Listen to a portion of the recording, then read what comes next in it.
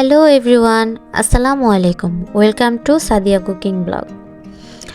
শীতকালে যদি পিঠাই না খাই তাহলে কি হলো? শীত শীত ভাবটাই তো লাগে না। তাই মায়ের হাতে ধোয়া ওঠা গরম গরম ভাপা পিঠা। প্রসেসিংটা তো তোমরা জানোই, ভাপা পিঠা কীভাবে বানায়, তারপরে শেয়ার করছি। প্রথমে আমু দুধ দিয়ে চালের গুঁড়িটা মেখে রেখেছে, তারপরে চালনি দিয়ে চেলে নিয়েছে, তারপর নারকেল কুড়ানো ছিল আর বরিশাল থেকে খেজুরের গুড় কিনে এনেছিল, তো ওইটা দিয়ে বানাচ্ছে।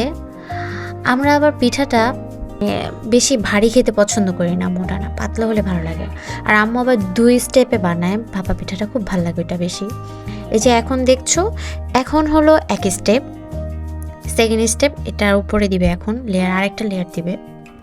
এটা খেতে আমাদের অনেক ভালো লাগে। এই যে এখন গুড়টা দিবে,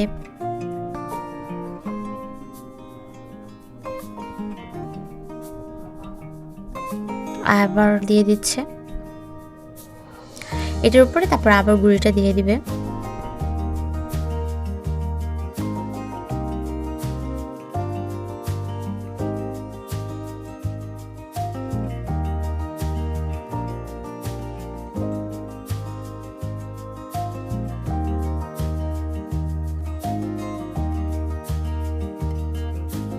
হালকা হাতে চেপে চেপে দিয়েছে। এবার সৌন্দর্যের জন্য আম্মু উপরে কিশমিশ দিয়ে দিয়েছে। এটা স্পেশালি আম্মু এভাবে বানাচ্ছিল আমার শ্বশুর বাড়িতে পাঠাবে বলে, সুন্দর করে বানাচ্ছিল তার বিয়ানের জন্য।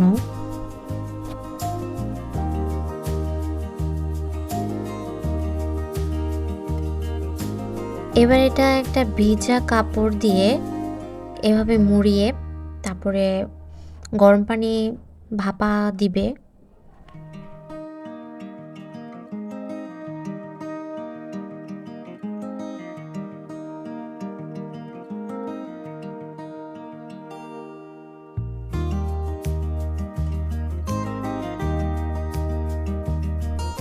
এবার পাতিলাতে দেওয়ার পরে কাপটা উঠায় ফেলে, তো দুটো টোকা দিয়ে তারপরে উঠায়, কারণ তাহলে যেন সুন্দর মতন বসে যায়। তো কাপড়টা চারদিক দিয়ে মুড়িয়ে ঢেকে দিবে। ভাপা পিঠা হতে বেশি সময় লাগে না, 2 মিনিটের জন্য ওয়েট করলেই হয়ে যায়।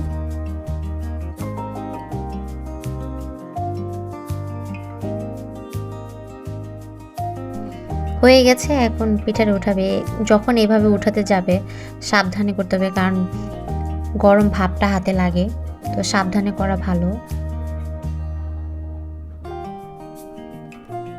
দেখো কি সুন্দর লাগছে দেখতে।